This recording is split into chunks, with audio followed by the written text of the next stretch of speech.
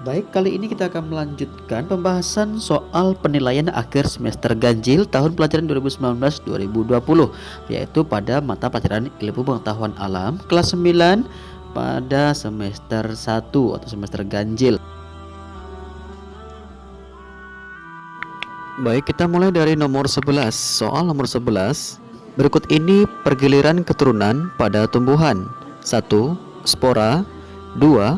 Antheridium dan Archegonium. 3. Tumbuhan paku. 4. Protalium. 5. Sporangium. Dan 6. Zigot.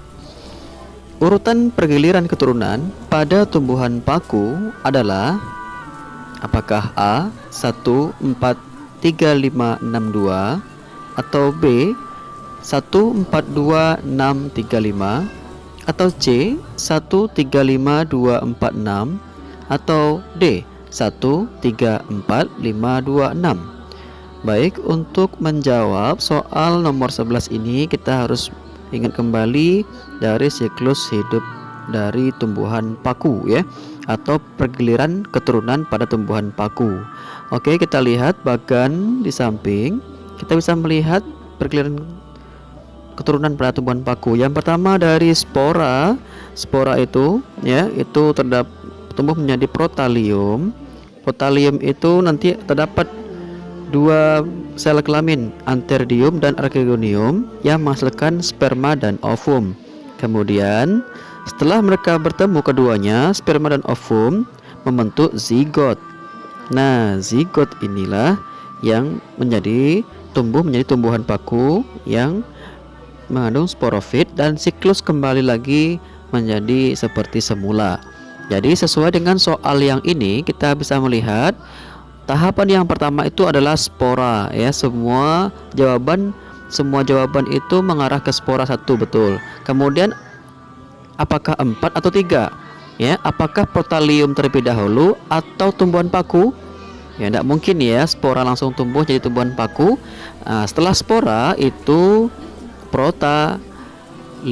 Nah, setelah spora protalium, berarti 1 dan 4. Kemudian option yang sama itu A dan B. Oke, berikutnya 1, 4 sama.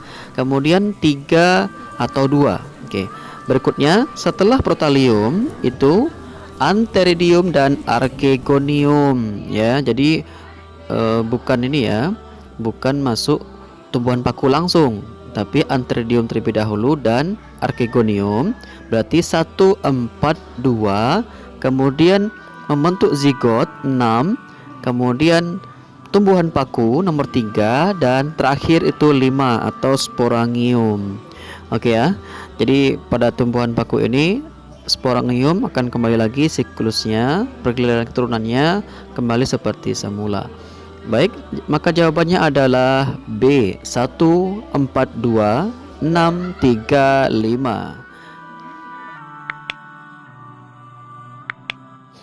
Baik, kita masuk soal nomor 12. Salah satu cara reproduksi lebah muda adalah telur tanpa dibuahi menjadi individu baru.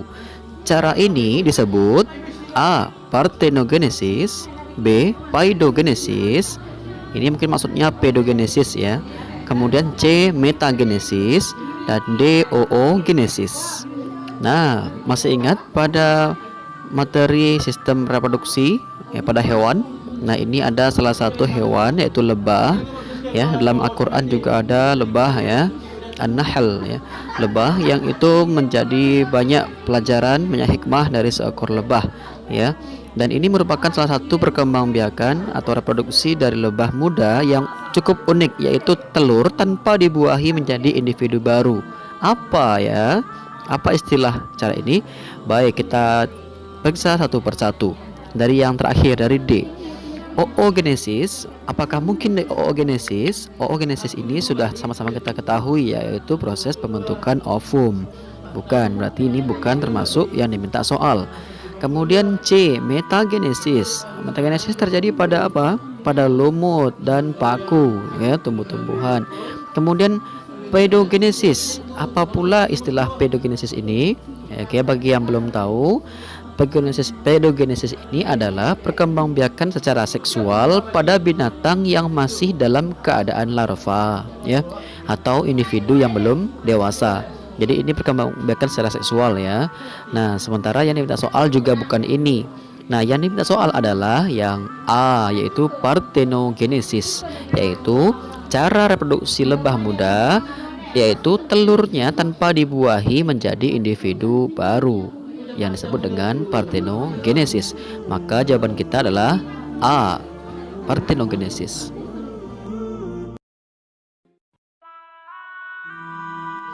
Baik, soal nomor 13. Kita sudah masuk soal nomor 13 ya. Baik, kita baca perlahan. Ketika ulat menjadi dewasa, maka bentuknya akan menjadi A, kupu-kupu, B, kelelawar, C, katak, D, belalang, ya. Jadi kita harus bisa melihat ini soal ini cukup mudah karena kita dihadapkan pada gambar-gambar yang sudah familiar, yang sering kita lihat di lingkungan sekitar kita. Baik, ini termasuk ke kategori metamorfosis ya. Jadi ulat menjadi dewasa, maka bentuknya akan menjadi apa kira-kira? Apakah mungkin yang D, belalang? Apakah pernah belalang sebelumnya menjadi ulat sebelumnya? Tidak ya, belalang sebelum siklus metamorfosisnya tidak ada ulat dalam siklus hidup dia. Kemudian apakah C, apakah katak?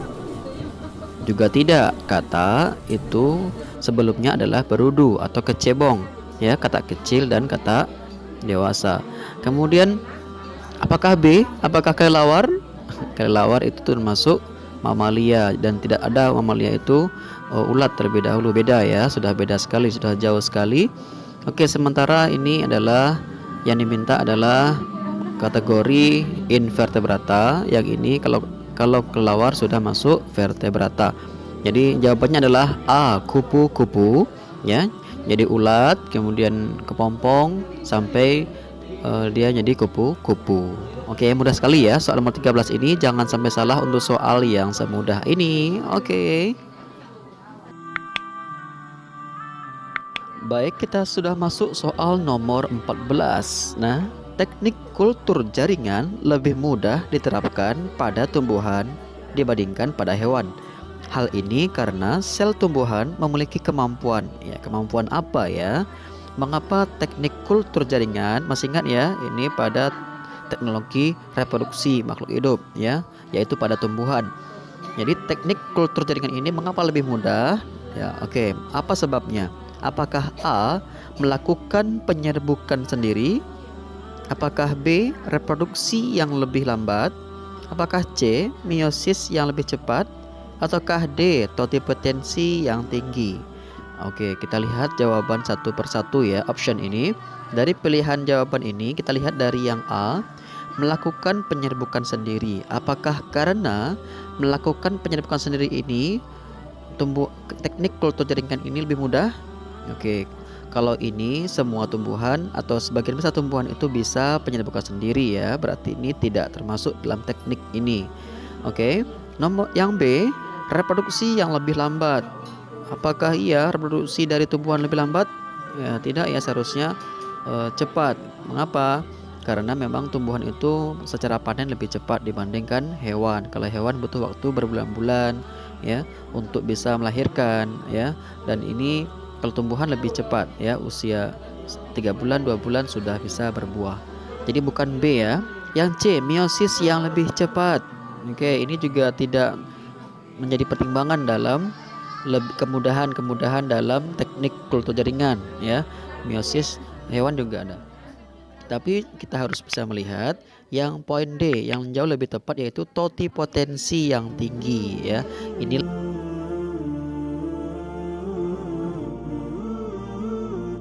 baik, kita masuk soal nomor 15. Oke, kita perhatikan baik-baik soal ini. Apabila kita mengadakan perkawinan silang, maka keturunannya akan memiliki sifat tertentu. Bila pada keturunannya hanya satu sifat yang tampak, maka sifat yang tampak ini disebut apa? Apakah A, resesif? Apakah B, genotip? Apakah C dominan? Apakah D intermediate? Nah, untuk menjawab soal ini kita harus mengerti atau memahami istilah-istilah yang ada pada penurunan sifat ya, atau pada materi hereditas. Baik, yang pertama adalah resesif. Resesif itu masih ingat ya, yaitu gen yang ditutupi oleh sifat gen lain yang sealel ya. Ini lawannya dominan ya.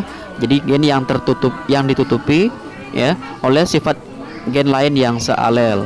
Jadi ini kalau resesif ini misalkan putih ya dan sebagainya. Jadi bukan ya. Baik, kalau seandainya kita pilih yang B, genotip, apakah cocok dengan yang diminta soal? Kalau genotip itu kita ingat kembali bahwasanya genotip adalah sifat yang tidak tampak dari luar dan disimbolkan dengan huruf awal sifat-sifat yang diwakilinya. Ya, misalkan sifat dominan disimbolkan dengan huruf besar ya, sedangkan sifat resesif disimbolkan dengan huruf kecil. Misalnya batang tinggi dominan terhadap batang pendek, maka geni batang tinggi disimbolkan dengan huruf T besar, sedangkan batang pendek disimbolkan dengan huruf T kecil. Jadi genotip ini bukan yang diminta oleh soal ya. Sementara soal kita adalah keturunannya hanya satu sifat yang tampak. Oke, apakah C? Apakah dominan? Ya, kalau dari segi maknanya, pengertiannya yaitu gen yang mampu menutupi sifat gen lain yang sealel. Jadi dominan ini maksudnya itu ya, artinya satu sifat yang tampak, lawan dari resesif. Jadi jawaban kita adalah C. Mengapa tidak D? Karena D atau intermediate itu yaitu kodominan ya, atau gen yang tidak saling mengalahkan atau mempunyai pengaruh yang sama-sama kuat. Misalkan merah dengan putih, maka akan muncul keturunan berikutnya yaitu merah muda, misalkan M besar M kecil. Jadi ada intermediate, jadi ada sifat yang tidak mempunyai pengaruh yang sama kuat ya, atau tidak saling mengalahkan ya, sama-sama kuatlah pengaruhnya, sehingga intermediate juga bukan yang diminta oleh soal nomor 15 ini. Jadi jawaban kita untuk soal nomor 15 ini adalah C dominan. Baik, terima kasih.